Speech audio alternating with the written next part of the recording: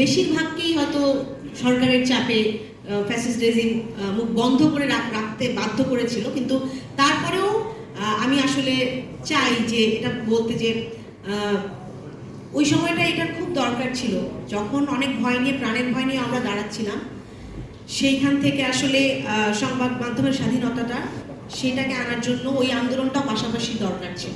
বিচার বহির্ভূত হত্যাকাণ্ডের শিকার প্রত্যেকটা ভাইয়ের আত্মার মাগফিরাত কামনা করি এবং তাদের প্রতি কৃতজ্ঞতা জানাই, যাদের কারণে আজকে আমি কিন্তু এই প্ল্যাটফর্মে দাঁড়িয়ে সবার সামনে কথা বলতে পারছি। আমরা আসলে গত বছর ডিসেম্বরেও এই শাহবাগের সামনে দাঁড়াতে চেয়েছিলাম, শুধু ভিকটিম ফ্যামিলিদের, আমাদের যে পরিবারগুলো, আমাদের যে মায়েরা বোনেরা সন্তানরা, তাদের বাবাদের ছবি ধরে দাঁড়াতে দেওয়া হয়নি গত ডিসেম্বরে। আমি প্রথমেই কৃতজ্ঞতা জানাই সবাইকে যারা এই আয়োজনটা করেছেন এবং অবশ্যই মিডিয়া ভাইদেরকে, তারা যেন ওই ব্যারিয়ারটা থেকে বের হয়ে আসে, ট্রান্সপারেন্ট যেই সাংবাদিকতাটা সেটা যেন তুলে ধরেন। তখন যে ছিল না, গত 12 বছর যখন আমরা রাস্তায় ক্যাম্পেইনে ছিলাম, মায়ের ডাক প্ল্যাটফর্ম, যারা গুম হয়ে যাওয়া এবং বিচার বহির্ভূত হত্যাকাণ্ডের শিকার যে পরিবারগুলা, আমরা 8টা পরিবার থেকে দাঁড়ানো শুরু করি, তারপরে ঢাকার সব পরিবার, বাংলাদেশের অনেক পরিবার তখন একসাথে। কিছু সাংবাদিক কিন্তু ছিলেন পাশে, সেই জন্যই কিন্তু আপনারা জানতে পেরেছেন নিউজগুলা এবং তখন সামনে এসেছে। বেশিরভাগকেই হয়তো সরকারের চাপে ফ্যাসিস্ট রেজিম মুখ বন্ধ করে রাখতে বাধ্য করেছিল, কিন্তু তারপরেও আমি আসলে চাই যে এটা বলতে যে ওই সময়টা এটার খুব দরকার ছিল, যখন অনেক ভয় নিয়ে প্রাণের ভয় নিয়ে আমরা দাঁড়াচ্ছিলাম।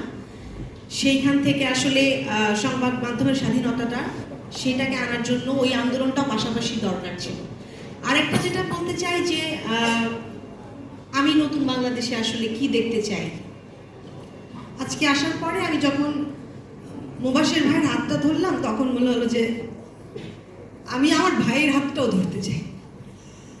আমার সাথে যে ভিকটিম ফ্যামিলিরা যেখানে অনেকজন আছেন, গত 16 বছরের যাদেরকে হারিয়ে ফেলেছি গত জুলাই আগস্টে, অনেকজনের লাশও কিন্তু আমরা পাইনি, তো তাদের হাতটাও ধরতে চাই।